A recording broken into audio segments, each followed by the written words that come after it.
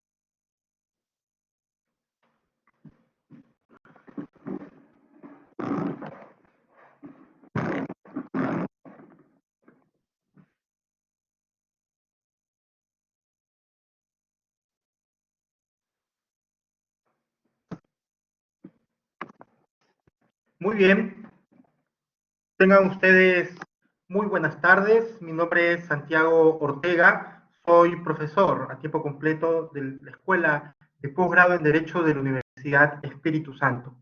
En nombre del doctor Pablo Alarcón Peña, quien es director de nuestra Escuela de Posgrado en Derecho, quiero darle la bienvenida al doctor Fernando Cantuarias,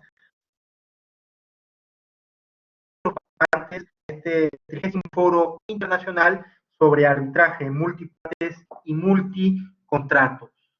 El doctor Fernando Cantuarias es abogado por la Pontificia Universidad Católica del Perú y máster en Derecho por la Universidad en Estados Unidos. Es profesor principal de la Facultad de Derecho de la Universidad del Pacífico y es profesor de arbitraje comercial y arbitraje de las inversiones. Es un reconocido árbitro peruano cuyo trabajo ha sido tanto dentro de su país como también a nivel internacional. Es miembro del Board of Reporters del Institute of Transnational Arbitration del Grupo Latinoamericano de Arbitraje de la Cámara de Comercio Internacional y de la Asociación Americana de Derecho Internacional Privado. También es árbitro registrado en el CIADI y es coautor de la Ley de Arbitraje Peruana del año 2008. En tal sentido, la Universidad Espíritu Santo, continuando con estos foros internacionales abiertos a la comunidad, tanto UES, así como también a toda la comunidad académica del Ecuador, tenemos el privilegio de contar con uno de los más importantes juristas peruanos, quien resalta en el ámbito de arbitraje como una voz autorizada que nos permitirá conocer sobre arbitraje multipartes y arbitraje multicontratos. En tal sentido, para que puedan comprender la dinámica de este foro, Fernando ha pedido de que si ustedes tienen algún comentario o alguna pregunta que formular, pueden hacerlo en cualquier momento, ya que la finalidad que tiene es que este foro pueda ser lo más dinámico y también lo más esclarecedor posible. Finalmente, quiero una vez más reiterar nuestros agradecimientos a Fernando y darle la bienvenida a nuestra universidad, la de Espíritu Santo, por este medio. Fernando, por favor, puedes comenzar el foro cuando consideres pertinente. Gracias. Muchas gracias, Santiago. Bueno, primero, obviamente, agradecer al profesor Santiago Ortega por la gentileza de haberme invitado y a la Universidad Espíritu Santo. Para mí es un placer y darle la bienvenida a todos y a cada uno de ustedes, aunque sea de manera virtual, agradeciéndoles que hayan decidido voluntariamente acompañarnos esta tarde. Yo sé, todos tenemos la ventaja de hacerlo desde nuestras casas, pero hemos decidido pasar un rato conversando este tema como es el arbitraje, que a mí obviamente me apasiona. Como le comenté a Santiago, la idea es que conversemos. No se trata de dar una clase magistral, sino básicamente de poder interactuar con dudas, con observaciones, enriquecernos mutuamente. El tema del arbitraje multiparte y el arbitraje multicontrato es un tema que tiene reciente data, en los últimos 10 a 12 años, sobre todo desarrollado a partir de centros de arbitraje importantes en el ámbito mundial, entre ellos principalmente, y ese que vamos a utilizar, la Cámara de Comercio Internacional de París. Así que, como les digo, por favor, les ruego, no soy mucho de hablar, me gusta interactuar, eso es lo que hago. Entonces, por favor, quien quiera intervenir simplemente levanta la mano y yo le doy el uso de la palabra. Y entiendo que, porque esta es una plataforma que yo también utilizo en mi universidad para enseñar, e invito a la persona que quiera intervenir, si así lo desea, que prenda su cámara, simplemente para poder vernos, ¿no es cierto? No es una obligación, pero para poder saber que estamos interactuando, ¿sí? Y poder, aunque sea a la distancia, conocernos. ¿Okay? Entonces, ya está colgado el PowerPoint. Hay un tema que sí es importante que seamos conscientes antes de entrar a analizar el tema de multiparte y multicontratos. Este es un tema que esencialmente crece en importancia a partir del cambio legislativo o jurisprudencial en algunos países. Ha habido en los últimos 15 años, no más de eso. Por lo menos en la mayoría de países donde se aplica estas figuras de multipartes y multicontratos. Me explico. La mayoría de países latinoamericanos son depositarios de la ley modelo de arbitraje de UNCITRAL, que creo que todos conocemos. Pero son depositarios esencialmente de la ley modelo tal cual fue creada en el año 1985. ¿Y por qué esto es relevante para el tema que estamos tratando? Porque ustedes recordarán, estoy seguro que lo tienen muy presente, que a partir de la ley modelo, a partir de la incorporación a nuestras legislaciones arbitrales de la ley modelo del año 95, en lo que interesa el tema de la reunión de hoy, lo que se logró fue eliminar, ¿no?, esta dualidad, cláusula compromisoria, compromiso arbitral, que tanto daño hizo al arbitraje, sobre todo en América Latina, por casi un siglo, ¿cierto? Este sistema absurdo, ¿no?, de que un pacto ex ante y luego, para cuando hay una controversia, un pacto ex post, ¿no es cierto?, que era fatal. Era un sistema creado por algún ah, genio del mal, porque esa figura de la cláusula de compromiso arbitral era destruir la institución del arbitraje. Y lo que hizo la ley modelo del año 85 fue eliminar esta modalidad, ¿no es cierto?, incorporando lo que todos conocemos como el convenio arbitral o el pacto de arbitraje, tal cual está en la ley modelo. Pero la ley modelo, si bien hizo ese cambio cualitativo, porque en verdad es un cambio de 180 grados, en la manera como por lo menos nuestros sistemas legales latinoamericanos entendían el pacto de arbitraje, recordemos que la ley modelo del año 85, si bien fue revolucionaria para su momento, ¿no es cierto?, nos ató. Y nos ató porque si ustedes, insisto, revisan el artículo 7 de la ley modelo original, que ha sido trasladada, repito, a la mayoría de legislaciones arbitrarias en América Latina, recordarán que la ley modelo exige que el convenio arbitral sea por escrito, ¿cierto?, en supuestos específicos y de manera absolenitate. Solamente hay convenio arbitral cuando hay un pacto por escrito firmado por las partes, cuando hay un intercambio de comunicaciones entre las partes, donde hay una oferta y una aceptación del pacto de arbitraje, cuando hay un intercambio de demanda y contestación en sede arbitral sin impugnar la competencia del tribunal arbitral. Y solo en esos casos, según la ley modelo del año 85, existe un convenio arbitral. O sea, se requiere una forma absolenitatem de pacto arbitral. Y esto obviamente limita grandemente lo que vamos a ver enseguida. Sin embargo, en los últimos años, eso ya sucedía en países como Francia, pero en algunas latitudes, y esencialmente a partir de las reformas de la ley modelo de UNCITRAL del año 2006, donde, entre otras reformas que se hicieron a la ley modelo, estuvo la reforma acerca de justamente los requisitos formales del convenio arbitral. Se recordarán, la ley modelo UNCITRAL, modelo 2006, desformaliza el pacto de arbitraje. Si bien la ley modelo de UNCITRAL 2006, en su opción 1, que es la que ha sido utilizada por la mayoría de países que la han incorporado, entre ellas, por ejemplo, el Perú, sigue manteniendo el requisito de que el acuerdo de arbitraje sea por escrito. Lo cierto es que, como veremos seguidamente, este requisito ha dejado de ser absolenitatem, es simplemente approbationem, como veremos seguidamente. Y esto es esencial para entender luego cómo esto se engarza con lo que va a ser materia del curso, o de la clase, perdón.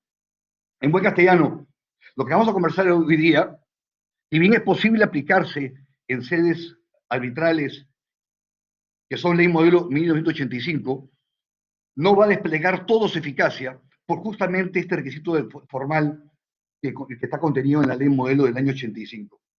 Sí funciona muy bien, por ejemplo, en el Perú, porque en el Perú, en el año 2008, modificamos la ley modelo la ley de arbitraje que teníamos del año 96, e incorporamos, entre muchas cosas, esta desformalización del convenio arbitral, contenido en el artículo 7, opción 1 de la ley modelo.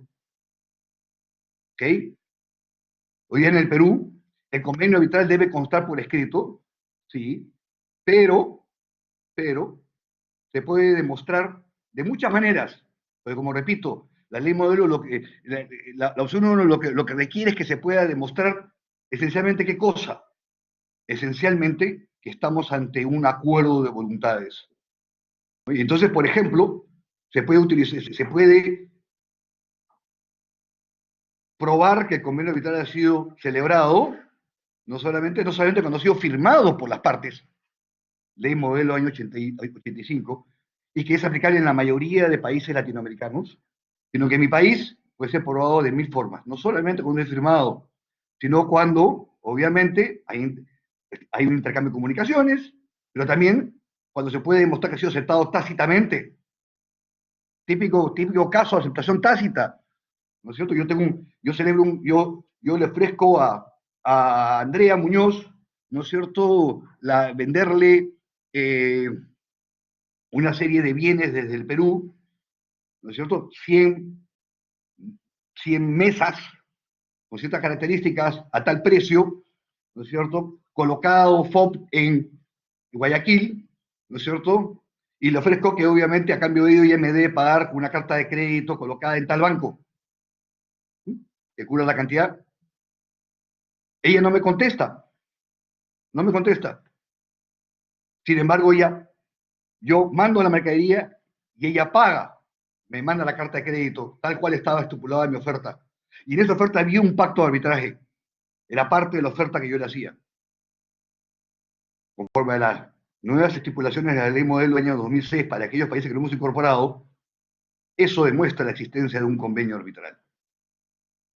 Entonces, la deformalización del convenio arbitral, que no voy a entrar más, salvo que alguien tenga alguna inquietud, pero esta deformalización del convenio arbitral, que lo que interesa a partir de este momento, a partir del cambio cualitativo que ha significado nuevamente, si bien la ley modelo de 85 fue un cambio cualitativo frente a la monstruosidad legal que teníamos en América Latina antes de eso, hoy día este cambio del artículo 7 de la ley modelo para aquellos países que hemos incorporado ha significado nuevamente un cambio de 180 grados frente a lo que era el convenio arbitral y lo que es el convenio arbitral en muchos países de América Latina.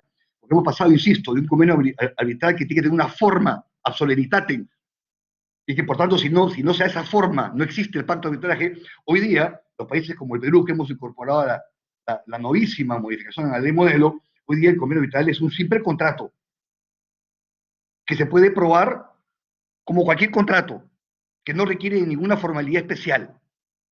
Y vamos a ver que justamente esa libertad probatoria, donde ya la firma, que es el elemento esencial tradicional, ha dejado de tener relevancia absoluta, es lo que nos permite entrar a tratar el tema de que es básicamente mi intercambio de comentarios el día de hoy.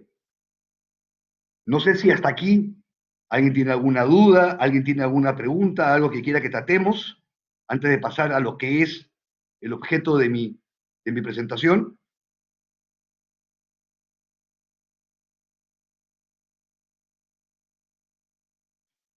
Un segundo elemento que me interesa mucho también destacar es que una vez que los países deformalizan al convenio arbitral, le dejan de exigir una formalidad absolenitatem, como es en la mayoría de países latinoamericanos, en este caso en mi país, Perú,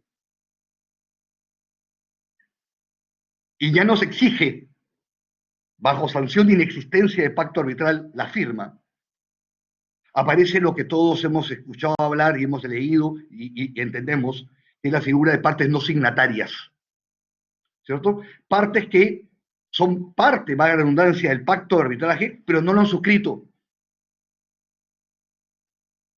¿Okay? Como ustedes saben, esta figura de partes no signatarias es una institución que nació esencialmente a partir de dos vertientes.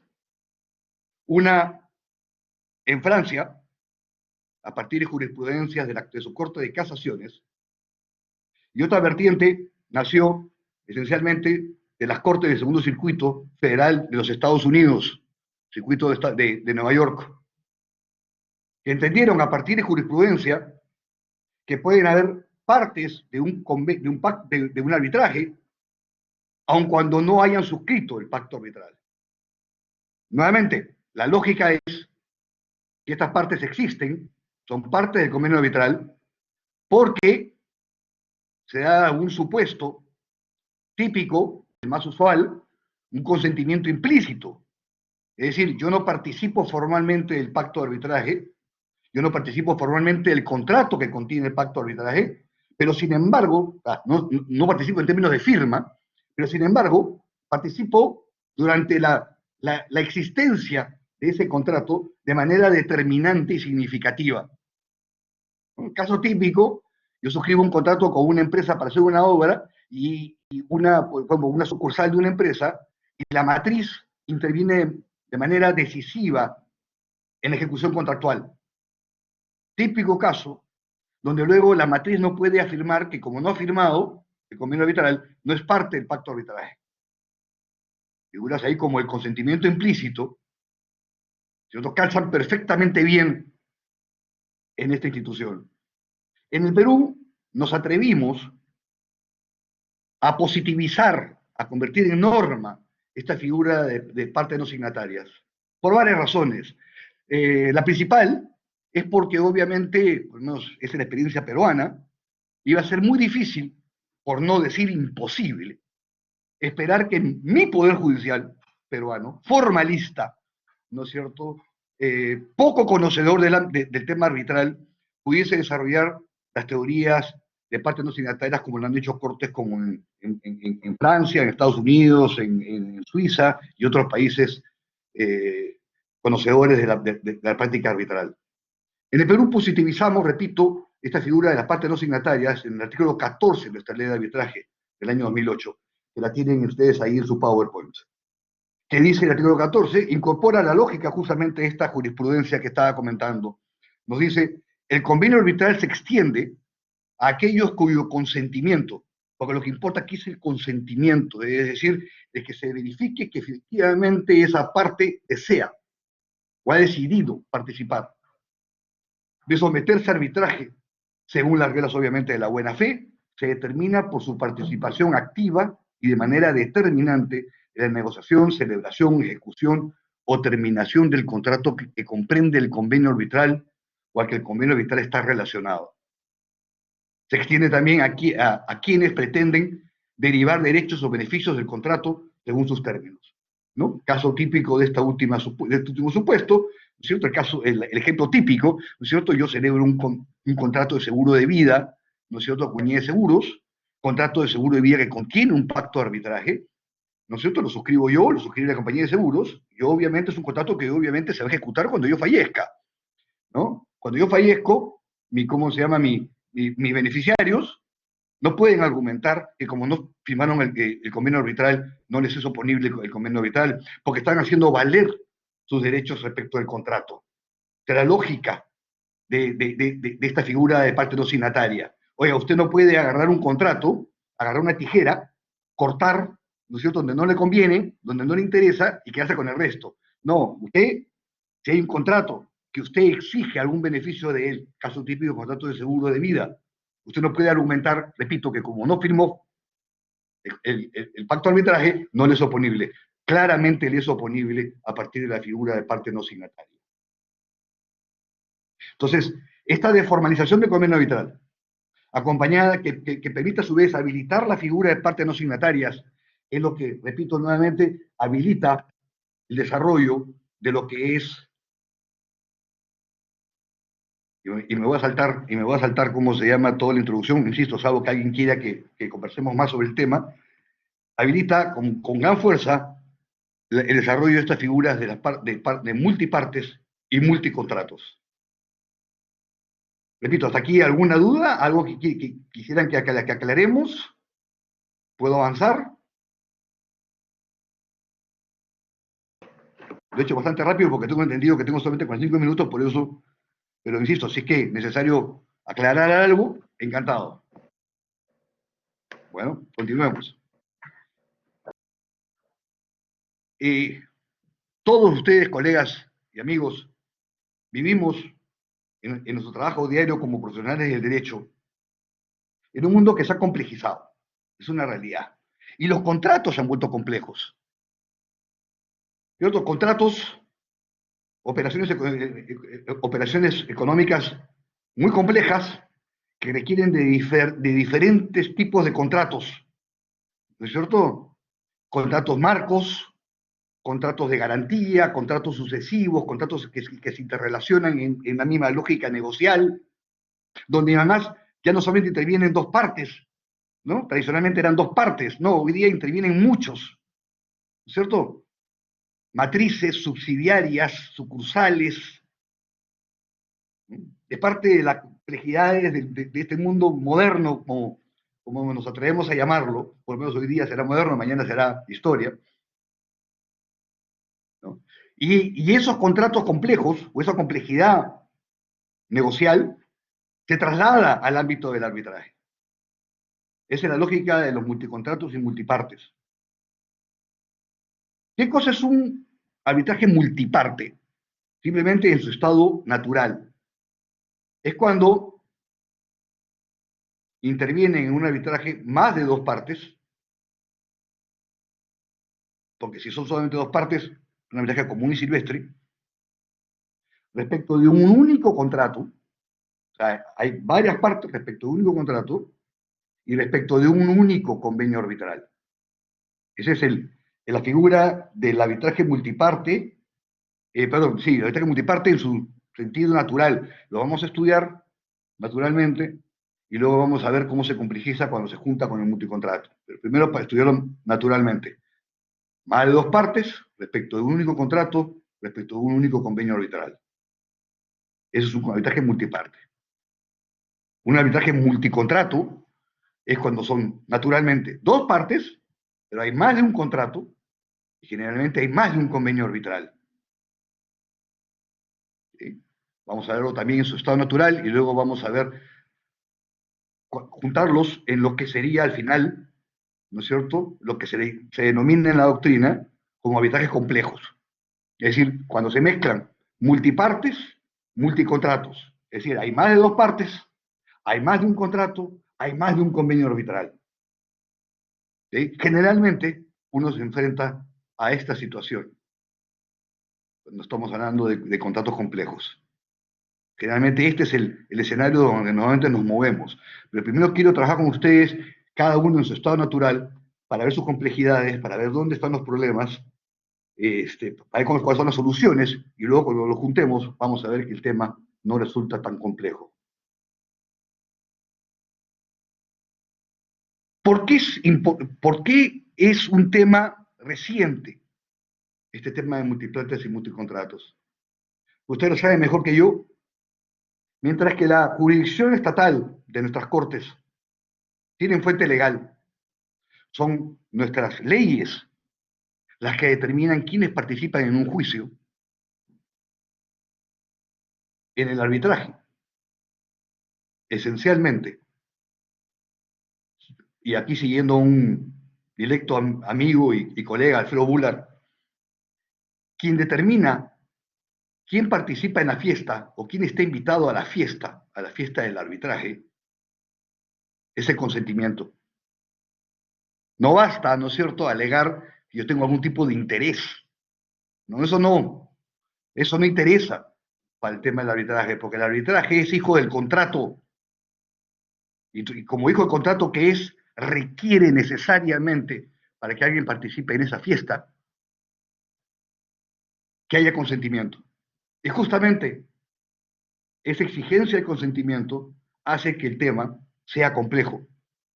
En el ámbito legal, repito, lo que corresponde básicamente a acudir a la norma legal del Código Procesal Civil aplicable y ver cuáles son las reglas de incorporación de partes, de terceros, ¿no?, con los diferentes tipos de terceros que existen, ¿no es cierto?, en nuestras diferentes legislaciones estatales. Esto se rige por norma legal. Nosotros, humildemente, nos manejamos a este nivel, a nivel de consentimiento. Y eso hace, repito, mucho más complejo el análisis.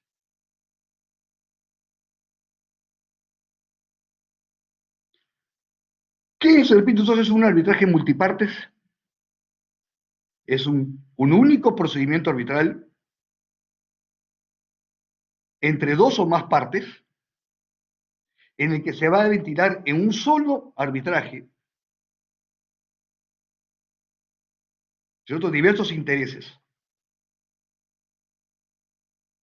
Esto tiene obviamente las siguientes finalidades. Primero, evitar que, ¿no es cierto?, que se inicien varios arbitrajes vinculados, ¿no es cierto?, ahorrando de esta manera tiempo y costos a las partes, sin duda, ¿no es cierto? Su reconocimiento y aplicación garantiza que todos los que están involucrados en la resolución de la controversia participen juntos y, sin duda, evita la posibilidad de que existan pronunciamientos contradictorios entre diferentes decisiones de diferentes tribunales arbitrales. ¿Cuáles son los principales problemas de un arbitraje multiparte? Multiparte. Es decir, varias partes, respecto a un solo contrato con un pacto arbitral. Un solo pacto arbitral. Generalmente, el problema se da a efecto de saber quiénes son las partes de ese arbitraje. Generalmente, en un arbitraje multiparte, uno se enfrenta uno se enfrenta generalmente, no siempre, pero generalmente, uno se enfrenta a la existencia de partes no signatarias. Es decir, aquellos que quieren participar sea como demandantes o demandados sin haber suscrito el convenio arbitral. Ese es el principal problema que se suele presentar. Y el segundo, y es el más importante, es que la existencia de más de dos partes en un arbitraje puede generar graves problemas al momento de establecer las reglas de juego para la designación de los árbitros. Me explico en un minuto.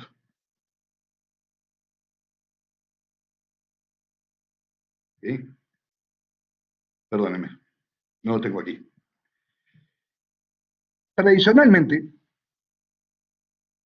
las leyes de arbitraje, vamos a decir, menos desarrolladas, en otras latitudes, establecen que cuando hay un arbitraje, la parte demandante designa un árbitro, la parte demandada, y ahí no interesa si son varios, pero los demandados designan un árbitro, y entre dos árbitros se designa al presidente. De la manera tradicional como se suele designar a un tribunal arbitral. Pero ¿qué pasa cuando estamos ante un contrato multiparte? Fíjense ustedes, no sé si lo que voy a hacer va a borrar el power. Ojalá no. Déjenme ver. Lo que quiero hacer es... Imaginemos por un momento, doctores, el otro día me pasó, un caso donde estábamos, como árbitro, me pasó, estábamos entre la presencia de dos demandantes, ahí ve, que demandaban a su vez iniciar un arbitraje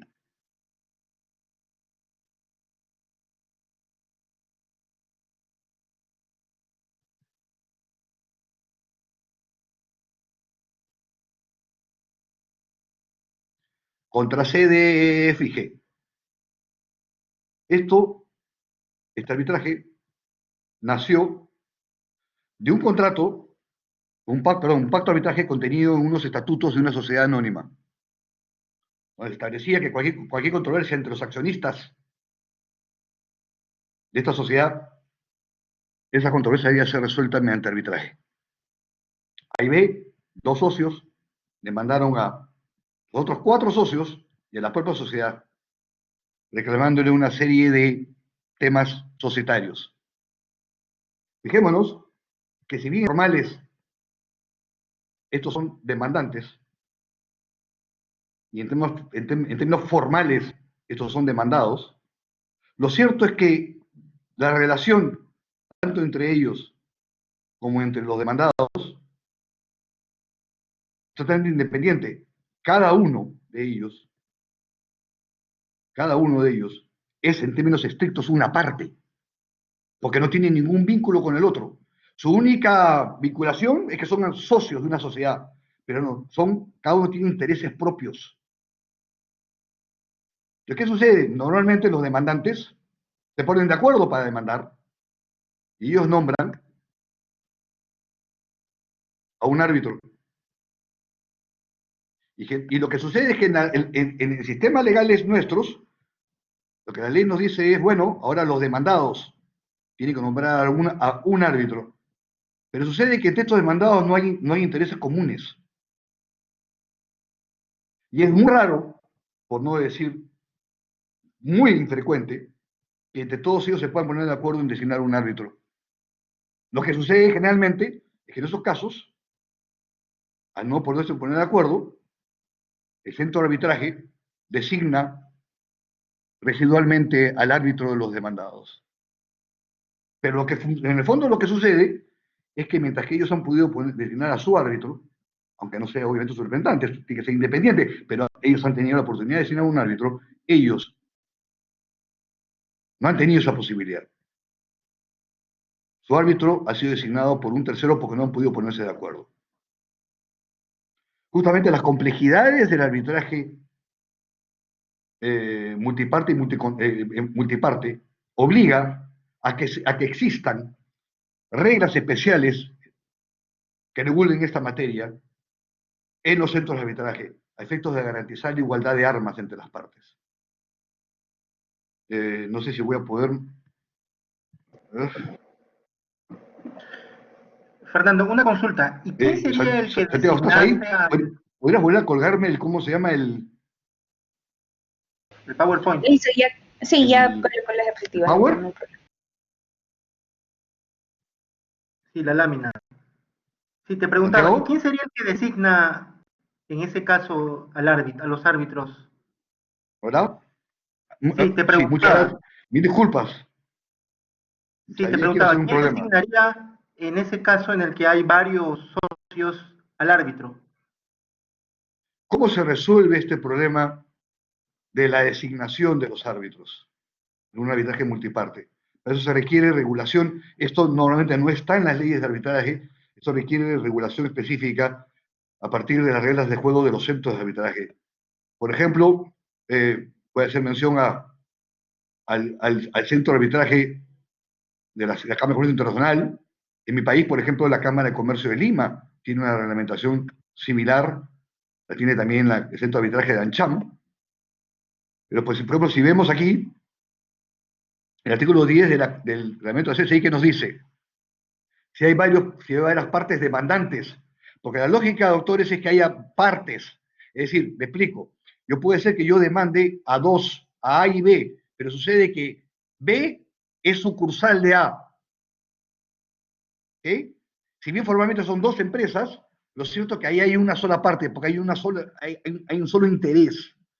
¿Sí? Cuando hablo de parte, estoy hablando efectivamente de individuos que tienen intereses contrapuestos independientes. Es la lógica de varias partes demandantes o demandadas, es decir, aquellos que no tienen en sí mismo un interés común. ¿Okay? ¿Y qué nos dice la norma de la CSI en buen castellano? Nos dice, ok, las partes demandantes deberán designar un árbitro, las partes demandadas deberán designar un árbitro, pero si los demandados no se ponen de acuerdo, porque obviamente tienen intereses contrapuestos, la norma para generar igualdad de armas es la siguiente: a falta de dicha designación conjunta, las partes no deben ponerse de acuerdo en cómo designar el tribunal arbitral, se tendrá por desechado la designación del árbitro de la parte demandante y la Corte de la CSI designará a los 3 miembros del tribunal arbitral. Es decir, se desechará al árbitro designado por la parte demandante a efectos de garantizar igualdad de armas de todos, y lo que hará es la Corte de Arbitraje de la CSI será designar a los 3 árbitros que decidirán la materia que los convoca. Esa es la lógica esa es la manera como los centros de arbitraje modernos resuelven el problema de la designación de árbitros en un arbitraje multiparte. Ese es, repito, el principal problema que se presenta en un arbitraje multiparte. Créanme que, o sea, esto es muy importante porque el reconocimiento, y voy a volver a molestarte luego más adelante, Santiago, mi disculpa, pero quiero volver al ejemplo que les puse, se me fue, A, B y C, ¿no es cierto? Este caso que les puse, que me pasó hace poco, porque la existencia de múltiples partes en un arbitraje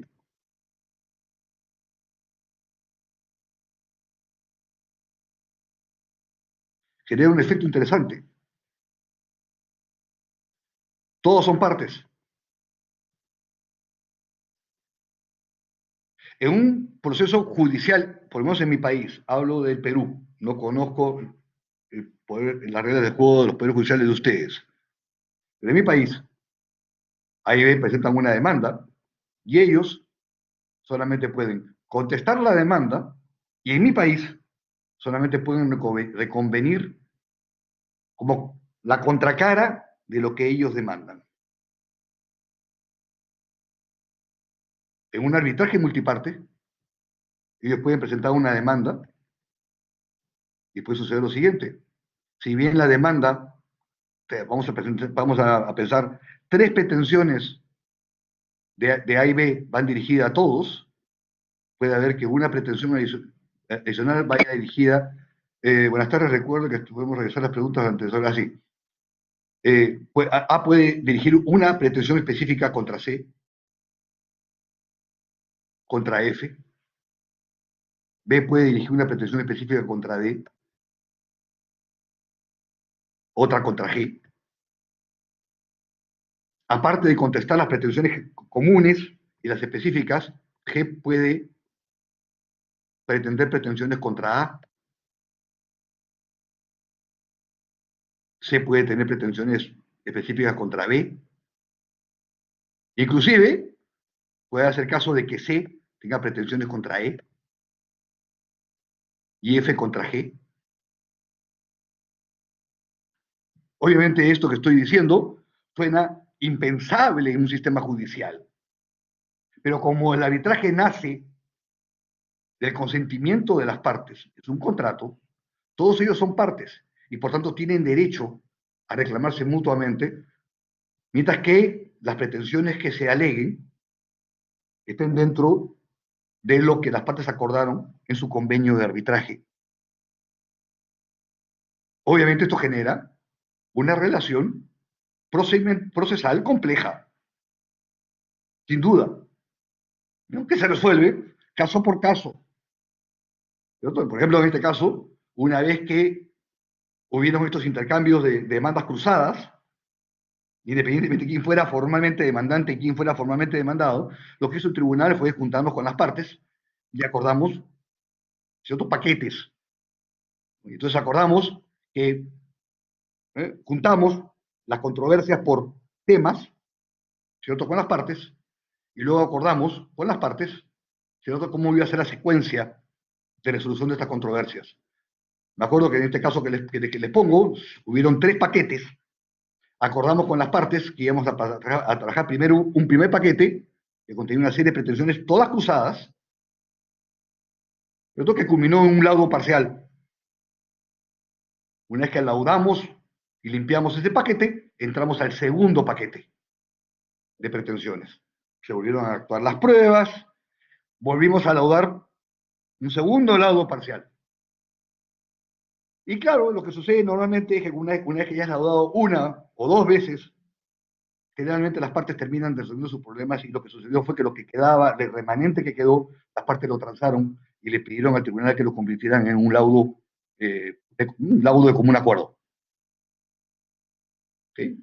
Entonces, la complejidad que sigue luego de identificar perfectamente quiénes son las partes de un multicontrato, y segundo, de que hay un tribunal arbitral constituido que garantice la igualdad de armas, lo que sigue, lo que sigue en ejecución de ese arbitraje multiparte es la existencia, muchas veces, de una complejidad procedimental, que bajo la figura de la libertad, ¿no es cierto?, para establecer las reglas de juego que establecen las leyes de arbitraje, ¿cierto?, los tribunales arbitrales tenemos la facultad de establecer las condiciones procedimentales para el caso en concreto, las reglas procedimentales para el caso en concreto.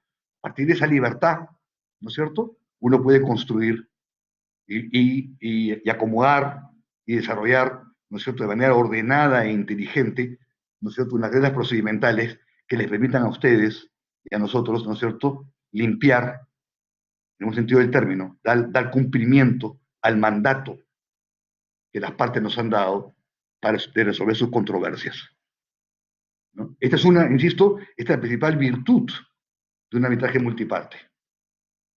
Bien, una vez pasado, insisto, estos 2 escollos que les comentaba hace unos minutos. Se va a generar esto muchas veces. Pero repito, es un tema básicamente de organización. Santiago, ¿te puedo molestar nuevamente con el Power? ¿Fue tan amable, por favor? Sí, claro, Valeria nos va a ayudar en este momento. Una pregunta, Fernando. Tengo para escuchar. Un segundo, por favor.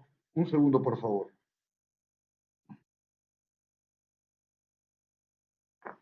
Por favor, no sé si puedes poner las láminas. ¿Perdón? Mil disculpas. Sí. No, te preguntaba, y ¿Cómo procede la recusación en el caso de los arbitrajes multipartes? La recusación de los árbitros.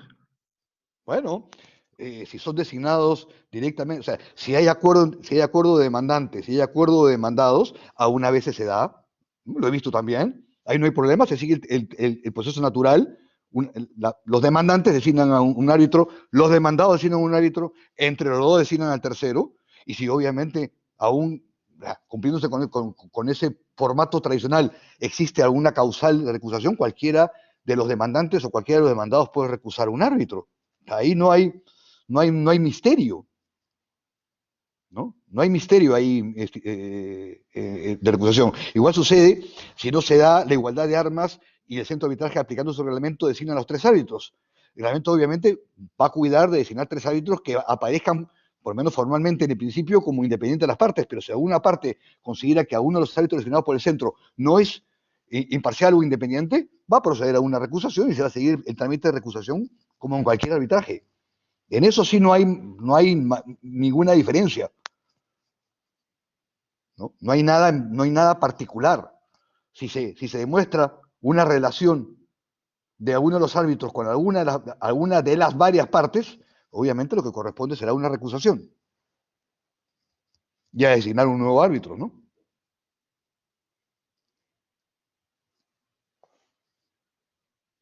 Muy bien, ¿Hola? gracias. Muy bien, Sí, no gracias. sé. Mil disculpas. Eh, estaba, no sé por qué no, No, pierde no cuidado, podía Fernando. escucharlo. Puedes continuar. Gracias. Muchas gracias. Hasta aquí, ¿alguna pregunta? Este es el típico caso de un arbitraje multiparte. ¿No? Todo está claro, a nadie lo ha sorprendido esta posibilidad de demandas cruzadas. Ok, qué bueno. Aquí en el Perú cada vez que lo menciono la gente se asusta. Bueno, me alegra mucho que ustedes no tengan ese susto. ¿Ok?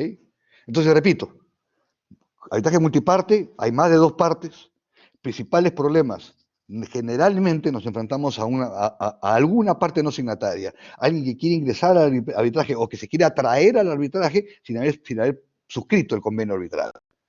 Esa es la primera problemática. La segunda problemática es que si tenemos más de un demandante o más de un demandado en términos formales, que no son la misma parte, es decir, no tienen vínculos claros entre ellas, sino que son individuos independientes, lo que hay que garantizar es igualdad de armas al momento de la asignación de los árbitros. Una vez que tenemos eso regulado, en un buen reglamento de arbitraje, donde se permite igualdad de armas entre los árbitros, entre las partes, se tiene bien constituido un tribunal arbitral. Lo siguiente que nos vamos a enfrentar en un arbitraje multipartes es a la posibilidad de demandas cruzadas.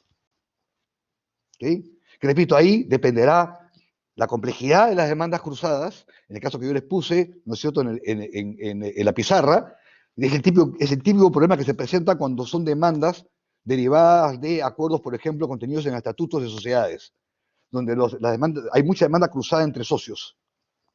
¿Sí? Generalmente cuando se trata de una obra el tema no es tan complejo porque las demandas son más precisas. Pero igualmente, si se da ese escenario, lo que hay que hacer como tribunal arbitral, aplicando la libertad procedimental que regula nuestras leyes de arbitraje, es establecer, ¿no es cierto?, paquetes, grupos, y comenzar a resolver esos grupos mediante laudos parciales. Así es como se soluciona un arbitraje multiparte. Muy bien. ¿Cuándo estamos ante un arbitraje multicontratos? Tenemos obviamente un único procedimiento arbitral, en su sentido puro, entre dos partes, ¿no es cierto?, pero que donde se quieren ventilar disputas referidas a diferentes contratos. Hay varios contratos. Son dos partes, pero hay varios contratos. ¿Cierto?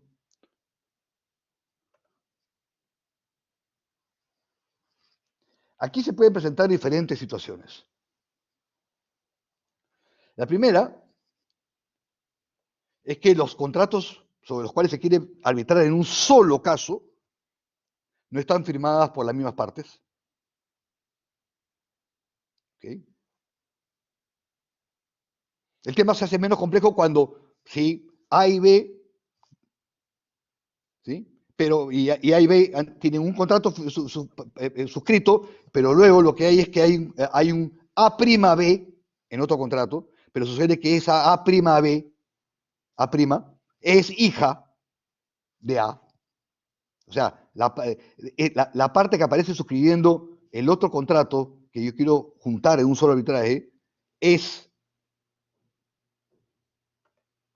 obviamente, pertenece al mismo grupo de empresas de A. ¿Okay? En estos casos, el principal problema que se presenta es que son varios contratos que muchas veces contienen pactos arbitrales, es decir, convenios arbitrales. En cada contrato hay un convenio arbitral. Y por una deficiente administración al momento de celebrar estos contratos, nos enfrentamos a convenios arbitrales incompatibles. Me pasa todo el tiempo.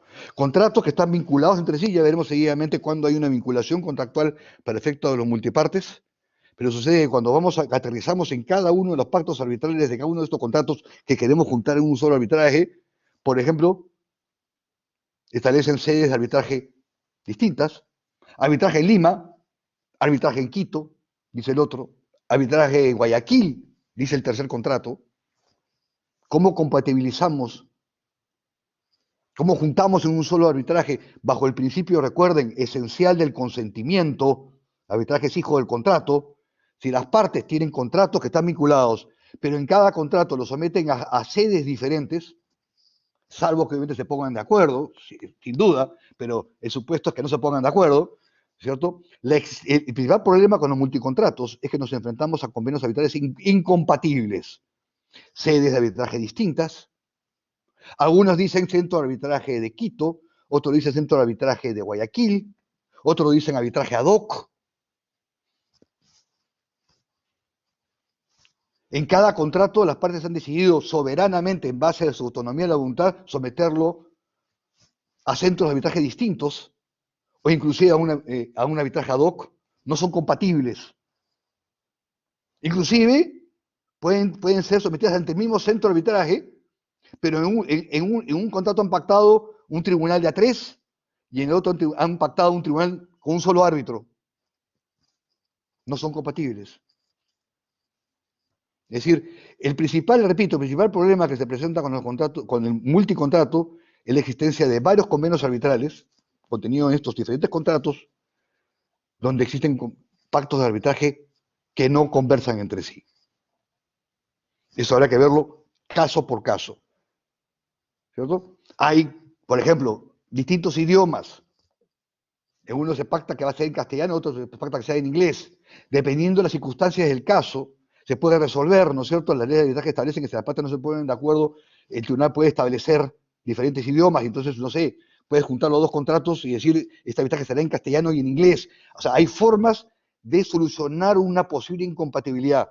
Pero los casos más clamorosos, donde difícilmente eso va a poder darse, o mejor dicho, no se va a poder dar, es cuando se pactan sedes arbitrales distintas, algunos con centros de arbitraje distintos, con tribunales arbitrales, unos de 3, otros de 1. ¿Cierto? Repito, esto podrá ser en base a la buena fe subsanado por las partes lo pueden todo, pero obviamente estamos en el supuesto de que las partes no se puedan poner de acuerdo. Entonces, el principal problema es la existencia de convenios arbitrales incompatibles. ¿Okay? El segundo es que se quiera, entre comillas, juntar varios contratos en un solo arbitraje y que los contratos no estén suficientemente relacionados entre sí. O sea, se tratan de contratos independientes. Para efectos del análisis, la doctrina y la jurisprudencia nos plantea que para juntar estos contratos en un solo arbitraje, los contratos deben de referirse a una misma transacción económica, lo que se conoce como la teoría del grupo de contratos. Michelle Alexander Caldero, adelante, por favor.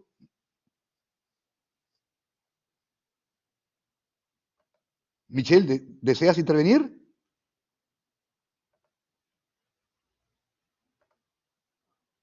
No, parece que no, Fernando. Ah, no, ok, muy bien. Señores, participen por favor, porque yo estoy a punto de terminar. Yo sé que se quieren ir, pero pregunten algo, pues. No me van a decir que todo está clarísimo, porque yo obviamente soy cualquier cosa menos claro. ¿Okay? Y es un tema obviamente complejo. El estándar, repito, el estándar para efectos de aplicar, ¿cómo se llama esta teoría de grupo de multicontratos? Es que se refiere a una misma transacción económica, un grupo de contratos. Y esta es una aproximación realmente laxa. Lo que importa es que se vea que hay una misma operación, ¿no es cierto? Una misma lógica transaccional, solamente que contenido en diferentes documentos. El típico caso donde se presenta un multicontrato es cuando tienes un contrato marco, ¿sí? Y a partir de ese contrato marco se desarrollan una serie de contratos hijos, ¿cierto? Con diferentes transacciones, ¿no? Es el típico caso de un multicontrato. Y luego lo que se da es una controversia, tanto a nivel de contrato marco como a nivel de los contratos hijos. Sí ha habido un buen trabajo de los abogados al momento de armar esta transacción compleja y los convenios arbitrales contenidos en estos contratos, los pactos arbitrales, son compatibles, lo que se genera es una complejidad, ¿no es cierto?, muy limitada, porque lo que va a haber simplemente son varias demandas, ya no cruzadas entre las partes, porque estamos hablando de multicontratos, dos partes, multicontratos, lo que van a ver son pretensiones de diferentes niveles, ¿no? O decibeles, ¿no? Pretensiones de incumplimiento del contrato marco, pretensiones de incumplimiento de los contratos hijos, ¿okay? Entre las partes. ¿Okay? Una consulta, Fernando. Sí. ¿En tu experiencia alguna vez has visto que invoquen la doctrina Stoppel? Y una de las expresiones de la doctrina Stoppel, el arbitral Stoppel. Sí, sí, a ver, sí la he visto, es más, tú sabes muy bien que más, la doctrina de Stoppel es más una creación del common law. En nuestra realidad está muy vinculada al tema, ¿no es cierto?, ¿cómo se llama?, de la doctrina ay, se me ha ido el nombre, ay, se me ha ido, ayúdenme. No está, en esos términos sería la doctrina cuando yo doy legítimas expectativas a otra parte, se me dio el nombre.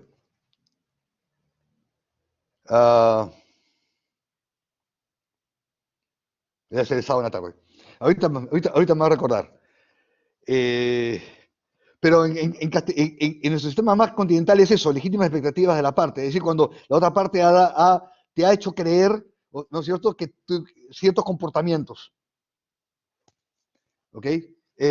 Confianza legítima, sí, Andrea, pero tiene un contenido más amplio, que también es sustantivamente utilizada. Ahorita me voy a acordar. ¿Sí? Pero a nivel de arbitraje, lo que importa es el consentimiento, porque, por ejemplo, típico caso de Stoppel es, oiga, señor, ¿por qué usted dice que no, expectativa legítima? Sí, creo que sí, Álvaro, sí, también. Sí, creo que esa es la palabra correcta, expectativa legítima. El típico caso de Stoppel, en términos nuestros, ¿no es cierto?, me ha pasado varias veces, es, por ejemplo, una parte demanda a otra en sede judicial. Esta que es demandada en sede judicial excepciona convenio arbitral. Le dice al juez, oiga, usted no puede conocer porque las partes nos hemos sometido a arbitraje. El juez decide, obviamente, parar el caso judicial ante la existencia del convenio arbitral. Cuando se va al arbitraje, esa misma parte agarra y le dice al tribunal arbitral, no, usted no es competente, es el Poder Judicial. Oiga, stop it. Oiga, usted ya dijo que esto debe ser sometido a arbitraje. Es el típico caso de la figura del Stoppel. ¿Sí? Que para nosotros es legítimas expectativas, confianza legítima, buena fe. Hay una serie de herramientas que nosotros utilizamos. No el stopper como tal, porque repito, el stopper como tal es una figura procesal típicamente norteamericana. Es más, típicamente norteamericana construida esencialmente a partir de reglas jurisprudenciales. ¿Ok? Sí, y lo que yo entiendo es que también hay diferentes manifestaciones de la doctrina Ah, Stoppel. sin duda, Es decir, sin duda, sin hay el duda. promissory estoppel, el equitable estoppel, el collateral estoppel y el arbitral Ah, estoppel. por eso digo, hay muchas que son básicamente construcciones procesales norteamericanas. Esto ha nacido de la jurisprudencia de las cortes norteamericanas. Poco, ¿cómo se llama? Poco trasladable en términos normativos a nuestras legislaciones continentales. Eso es lo que trato de decir. Que sin embargo tiene contrapesos o contracaras más conocidas por nosotros como legítima expectativa, buena fe, ¿no es cierto? Actos propios, que se me ha ido la palabra, actos propios. Para nosotros mucho más entra la figura de actos propios en esto. ¿Ok? O sea, calza más la figura del estoppel nuestro, de ellos, con los actos propios nuestros, a efectos de identificar en la conducta de una de las partes, ¿no es cierto? Lo que decía, o sea, una parte que le dice al juez, oiga, suspenda este arbitraje, este juicio, no continúe el juicio porque esto tiene que ser sometido al arbitraje. Y cuando vas al arbitraje, le niegas al tribunal arbitral su competencia. Oiga, actos propios. Oiga, usted ya señaló, ya se manifestó, hay una conducta clara en el sentido de reconocer la competencia del tribunal arbitral para resolver esta controversia, a partir de actos propios. Que no, Y sobre además, el sí. velo, sobre el Adelante, por levantamiento favor. del velo corporativo. Bueno, eso es un tema muy particular, porque como tú conoces, la doctrina del levantamiento del velo corporativo, que es tanto reconocido en el sistema de common law como en el sistema de civil law, exige, entre otros, fraude. ¿No? Exige, entre otros, fraude. Por ejemplo, no sé si ustedes, les consulto a los que estamos participando, han tenido una experiencia con este tema. Nosotros en el Perú, yo no, pero sí, obviamente, sí lo seguí a partir, una vez que llegó al Poder Judicial. En el Perú hemos tenido un caso, por lo menos reportado, donde un tribunal arbitral levantó el velo societario, porque encontró la existencia justamente, primero, de una relación clara y directa entre todas las demandadas, y segundo, actos fraudulentos. Era un demandante, una empresa demandante, que había contratado con una empresa B, ¿sí?, la compra de X toneladas de harina de pescado. Una operación muy simple. ¿Eh? Por razones que desconozco, porque no parece muy claro, porque no, o sea, el fallo arbitral en mi país es reservado, lo que no es reservado la sentencia judicial que analizó en anulación el laudo. Entonces no parece muy bien qué pasó, pero lo cierto es que parece ser que el comprador pagó por adelantado la harina de pescado y nunca recibió la harina de pescado. Entonces demandó en sede arbitral, pero al hacerlo demandó a B, a C, a D, a E. Y a C, a D y a E, ¿por qué las demandó? Porque afirmó que habían sido empresas creadas por B, que habían recibido fraudulentamente el patrimonio de B. Entonces, A demandó a B, C, D y E bajo la figura del levantamiento de velo societario, argumentando la existencia de fraude. Y según los árbitros, que luego no fue desmentido por el Poder Judicial de Anulación, por diferentes formas se llegó a verificar que efectivamente C, D y E eran vehículos fraudulentos de B. Y los comprendió a todos como una sola parte. Porque ahí son solo una sola parte. Si bien formalmente son 4 empresas, lo cierto es que cuando tú le aplicas la figura del velo societario y le levantas el velo societario, son todos una.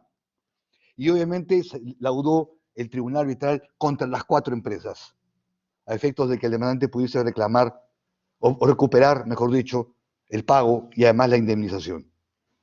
Típico caso de un levantamiento de velo societario, pero que repito, tanto en el sistema del common law como en el sistema del civil law, para efectos de la aplicación de esta figura del levantamiento de velo societario para incorporar a, entre comillas, C, D y E, o sea, empresas independientes a B, lo que tienes que argumentar y probar es que ha habido un acto fraudulento.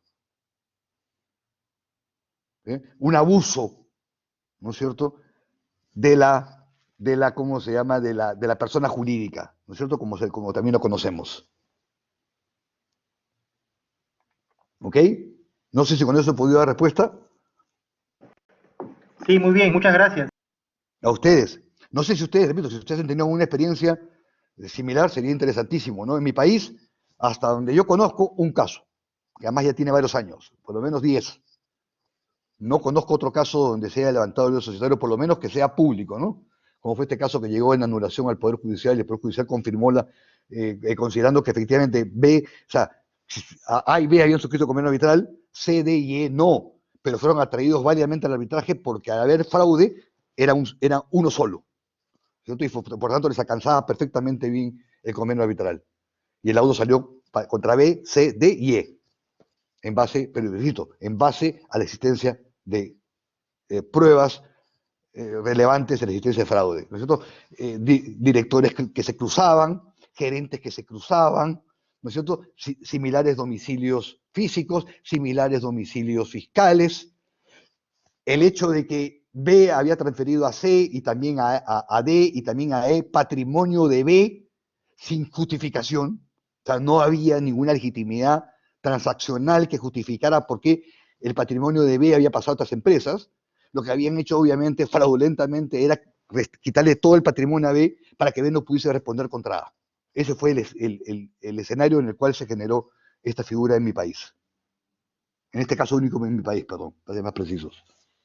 ¿Okay? Sí, buenas noches. Desde su experiencia profesional, ¿cómo podría analizar la situación laboral a nivel mundial, ya que existe un alto índice de funcionarios públicos y privados que se han quedado sin empleo? Hoy, Dios mío, Jessica, no me complique la vida. No tengo la menor idea, no hago políticas públicas. Mil disculpas, podemos conversar si quieres por afuera, pero ya como un tema anecdótico de café. Dios mío, lo único que puedo decir es que, ¿no? Y debí empezar por eso a todos, les pido mil disculpas, ¿no? Un deseo a todos de cómo se llama un deseo a todos, que todas nuestras familias estén sanas, ¿verdad? Porque esto es un tema que nos involucra a todos como humanidad. Mil disculpas. Este, terrible, Jessica, eso es todo lo que te puedo decir. Lo estamos sufriendo todos, ¿no es cierto?, como hermanos.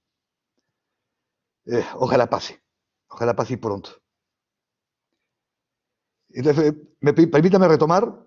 Entonces, en un multicontrato típico multicontrato, o sea, natural, dos partes, varios contratos, los principales problemas podría en el Perú el Estado ser una de estas partes de un arbitraje multicontratos. Andrea, sí podría ser, no es común que se dé en el ámbito de la contratación pública, porque como todos conocemos en otros países, hay un principio que no se presenta en el arbitraje entre privados, que es el principio de legalidad. Es decir, el Estado contrata bajo reglas formales, legales, es decir, la ley te habilita. Cuando la ley te habilita, la posibilidad de que estemos ante multicontrato se reduce dramáticamente porque generalmente el Estado contrata una sola operación.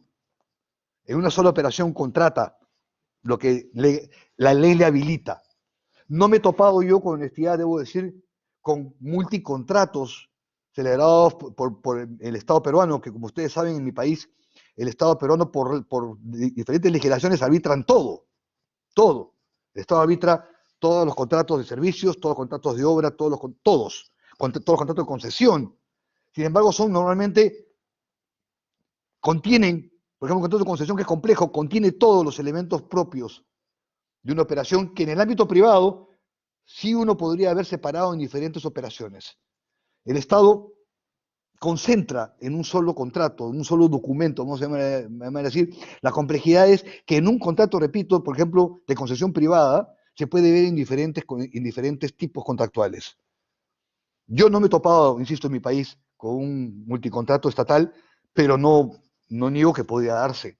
¿No es cierto? No sé, un contrato de concesión que se libere el Estado, no sé, ecuatoriano con un concesionario y que a su vez hay otro contrato que regule el tema de, no sé, de financiamiento, ¿no? Podría ser un típico caso donde aquí se podría dar, ¿no es cierto?, un multicontrato, ¿no es cierto?, porque este contrato de financiamiento, si bien es independiente al contrato de concesión, ¿no es cierto?, forman parte de una unidad económica, ¿no?, de una misma transacción económica, ¿sí? Típico caso de un multicontrato. Héctor me señala, buenas noches, ¿es posible que el arbitraje llegue a otras áreas distintas al comercio internacional? Bueno, mi estimado Héctor, está llegando y mucho, y mucho. Cada vez más se arbitran en diferentes ámbitos, ¿no es cierto? Por ejemplo, en el ámbito estatal, ni qué decir, ¿no es cierto? El arbitraje de inversiones esencialmente se construye a partir de la intervención de los estados en este tipo de controversias, ¿cierto? Hay mucho arbitraje, por ejemplo, en materia marcaria, ¿no es cierto? O derechos intelectuales, como se llama, ¿no es cierto? Hay una institución muy conocida que todos hemos escuchado hablar, la WIPO, ¿no es cierto? Que arbitra a nivel internacional todo lo que tiene que ver con derechos intelectuales. Miren, yo cuando empecé a trabajar el tema de arbitraje en mi país, no hace tanto, a partir del año 94, que me puse a trabajar este tema, en el año 94 recuerdo que el arbitraje en mi país era ciencia ficción. Prácticamente en el mundo, en el año 94, en el mundo se arbitraba en muy pocos lugares. Mucho arbitraje en Francia, mucho arbitraje en Suiza, algo en países nórdicos, cierto arbitraje en Estados Unidos. Han pasado 25 años y el crecimiento del arbitraje en el mundo entero ha crecido de manera exponencial. Hoy hay muchísimo arbitraje, o sea, muchísimo arbitraje en Asia, que antes no había, muchísimo arbitraje en Asia, ¿cierto? Muchísimo arbitraje en Norteamérica, no solamente en Estados Unidos, que ha crecido dramáticamente, sino también, por ejemplo, en Canadá. Muchísimo arbitraje en Europa y poco a poco más arbitrajes en América Latina, donde hasta, repito, hace 15 años o 20 años atrás, el arbitraje era básicamente un tema, eso, de ciencia ficción, ¿no? Yo me acuerdo que yo estudié el arbitraje en mi maestría en los Estados Unidos, me llamó la atención el curso, lo llevé, ¿no es cierto? Y era básicamente para mí en ese momento un curso de conocimiento de otras realidades, ¿no es cierto? Porque en el Perú el arbitraje era básicamente eso, teorías, libros inútiles, una legislación arbitral obsoleta, arcaica, ¿no es cierto? Pésima, donde no arbitraba, como dicen algunos, nadie es, porque ni siquiera nadie es, ¿no es cierto? Nadie arbitraba, porque obviamente era tan mal hecha la legislación que obviamente nadie se tiraba a la piscina. En mi país, por lo menos, no, el arbitraje comenzó a desarrollarse con mucha fuerza a partir del año 1996, cuando no creamos nada en particular, simplemente lo que hicimos en el Perú fue incorporar la ley modelo uncitral del año 85. Fue todo el trabajo, o sea, no inventamos la pólvora, obviamente, para eso estaba la ley modelo, para justamente decirnos lo que había que hacer para que las cosas funcionaran, y empezó a crecer. Entonces, Héctor, el tema cada vez va creciendo más. Y además, perdóneme, no es el grueso, pero obviamente los estados también participan en el comercio internacional, ¿verdad? Manuela, ¿levantó la mano?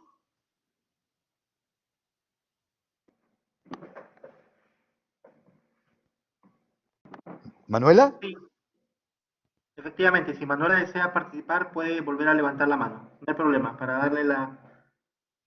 cederle el micrófono. ¿Bien? Tal vez la levantó de casualidad.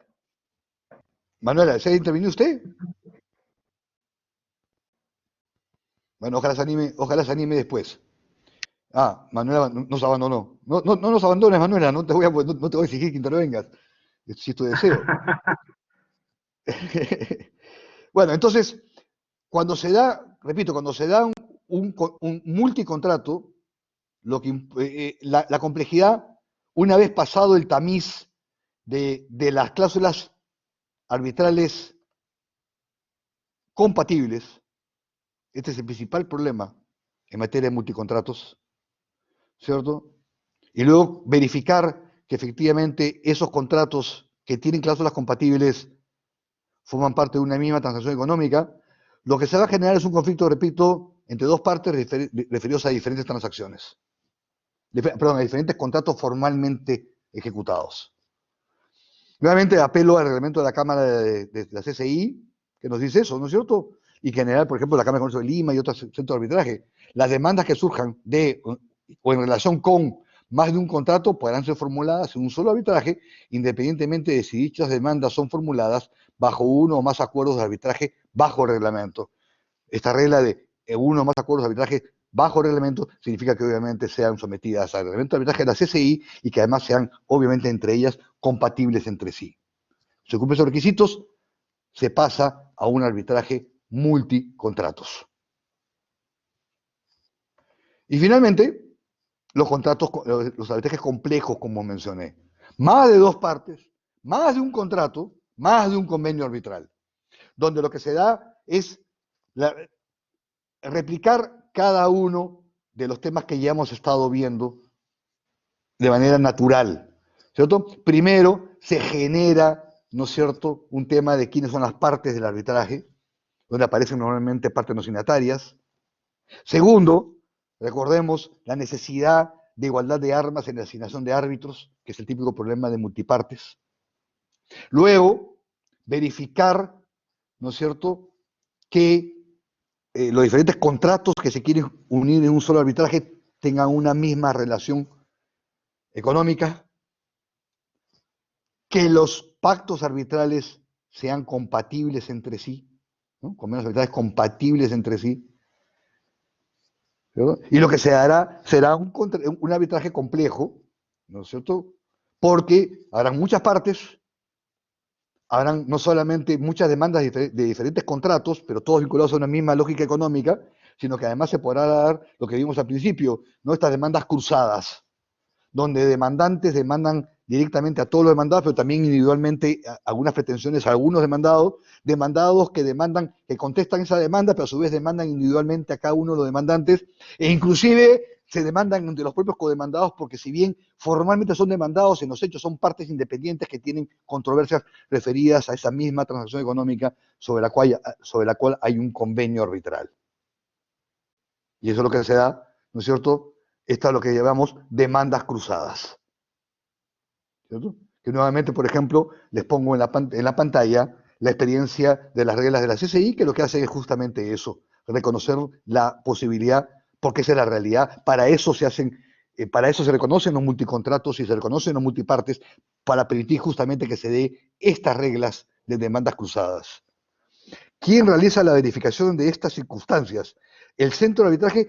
Andrea, el centro de arbitraje hace un análisis prima facie, como tú sabes, los centros de arbitraje son entidades administrativas, no son árbitros. Generalmente lo que hace, obviamente, los centros de arbitraje, por un tema de responsabilidad, es verificar efectivamente prima facie, que, por ejemplo, si se quiere atraer a una parte no signataria, ¿no es cierto? Razonablemente, aparezca prima facie, es decir, si un análisis muy probable que efectivamente ese otro que se quiera traer al arbitraje, que no lo ha suscrito, efectivamente habría participado en un arbitraje, ¿no? O cuando se trata de multicontratos, esta posibilidad de juntar estos contratos en un solo arbitraje, también hay un control ex ante del centro de arbitraje, pero también de manera, repito, prima facie. Verifica que efectivamente aparece prima facie, ¿no? sin un análisis profundo, que efectivamente estos contratos tienen la misma finalidad económica y dejan cualquier tipo de discusión de fondo, ¿no es cierto?, sobre estas materias a quienes corresponde finalmente decidir, que es a los árbitros, ¿verdad? ¿Okay? Entonces, los centros de arbitraje hacen un control ex ante, sí, pero mínimo, porque ellos no son los que deben definir estas situaciones, lo tienen que hacer los árbitros, que son los llamados a resolver la controversia entre las partes. ¿Hay alguna referencia bibliográfica de textos y jurisprudencia que nos pueda facilitar para el estudio de este tipo de multicontratos y controversias? Encantado, Álvaro, voy a terminando la clase, veo de buscarla. El principal problema que tengo, como todos me imagino, es que estamos en casa. Mi universidad está cerrada. Me imagino que pasa lo mismo con ustedes. Y obviamente no sé qué les pasó a ustedes. En mi caso, en mi país, en Perú, salí un viernes de verano, temprano de la universidad, me fui a la playa como hacemos todos en Lima, cuando hay sol, que como ustedes saben en Lima el sol es un bien escaso, y estando en la playa a 150 kilómetros de Lima, me enteré que el lunes ya no había trabajo físico en la universidad y lo que había era una cuarentena por 40 días en Lima. Con lo cual, lo que quiero decir es que todos los materiales, toda la información se me quedó en la universidad, pero trataré de buscar en la internet algún tipo de información que les adelanto hay en cantidades. Porque esta figura de multiparte y multicontratos, repito, se ha generado a partir esencialmente de la experiencia, y por eso apelé a ella, de la experiencia de la Cámara de Comercio Internacional de París. Y esencialmente a partir de su reglamento de arbitraje del año 2012, porque luego hay un nuevo reglamento de arbitraje que es de 2017, que ahorita es mejorado. Pero toda esta figura de las multiparte y multicontratos aparece esencialmente a partir de la experiencia de la Cámara de Comercio Internacional, con lo cual cualquier búsqueda de información en Internet acerca de estos temas van a encontrar en cantidades, justamente porque la Cámara de Comercio Internacional es uno de los centros de arbitraje pues, que más disemina, ¿no es cierto?, información y buenas prácticas en el arbitraje alrededor del mundo entero. No sé, doctores, no sé si tienen alguna pregunta, algo más que quisieran que trabajemos.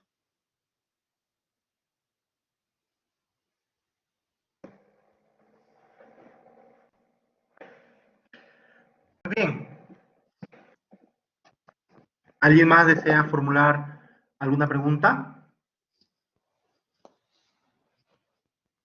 Bien. ¿Cómo ingresan al arbitraje estas partes no signatarias? ¿Por invitación? No, Andrea. A una parte no se le invita, se la trae.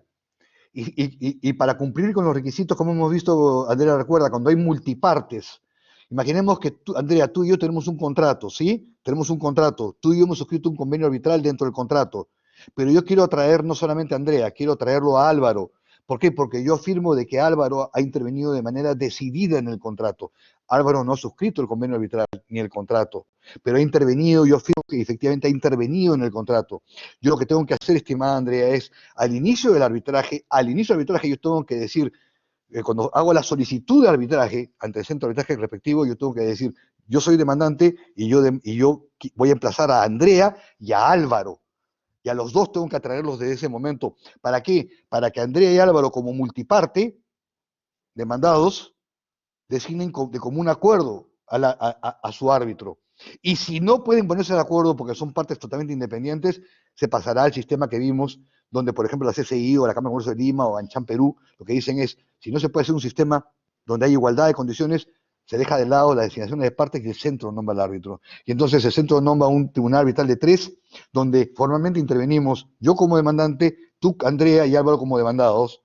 Y ahora, en ese arbitraje, ya emplazado Álvaro, en ese arbitraje, Álvaro podrá defenderse, argumentando de que él no es parte del arbitraje, como interponiendo excepción de convenio arbitral, es decir, afirmando de que efectivamente él no es una parte no signataria. Y se tendrá que entrar a analizar si efectivamente hubo o no hubo consentimiento de Álvaro para arbitrar. Así funciona, ¿no es cierto? Esa es la manera como se resuelve esta materia. Los árbitros van a tener que emitir un laudo parcial, declarándose competentes o declinando su competencia frente a Álvaro. ¿No? O Álvaro, una vez atraído por mí al arbitraje, Álvaro puede simplemente decir, ok, sí, soy parte, no signataria, gracias, y simplemente contesta la demanda arbitral y se somete al arbitraje. También sucede muchas veces eso.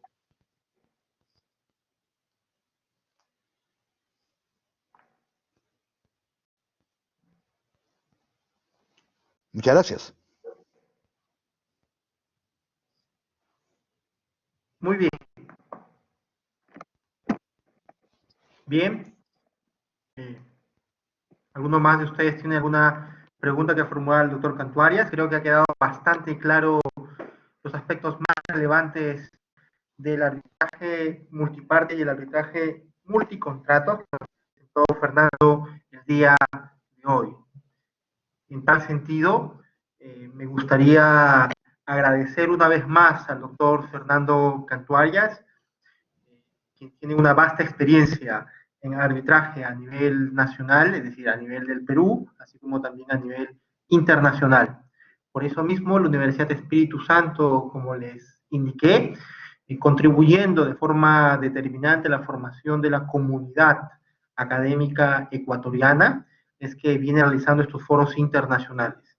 Por esa razón, agradecemos mucho a Fernando la participación del día Gracias. de hoy sobre un tema altamente interesante, un tema que también es complejo según lo que podemos apreciar y que queda todavía muchos aspectos por analizar, pero que en Sin este duda. foro se ha querido abordar los aspectos más importantes y Fernando nos ha podido dar un marco general de este tema apasionante. Fernando, te agradecemos muchísimo por tu participación, ya, del mismo modo cada uno de los participantes y esperemos de que continúes participando en diversas iniciativas que tiene la UES, así como también en el futuro cercano a tu incorporación como docente y como catedrático de nuestros posgrados en Derecho.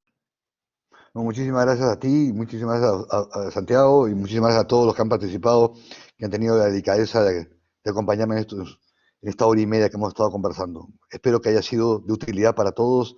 Muchísimas gracias y por favor cuídense mucho. Gracias, Fernando, muy amable. Gracias a todos los participantes. Que tengan muy buenas noches y bien, cuídense mucho, como dice efectivamente nuestro expositor. Gracias, Fernando. Un A abrazo, estamos en ustedes, contacto. muy buenas noches. Gracias. No sé, William se despedía. Gracias.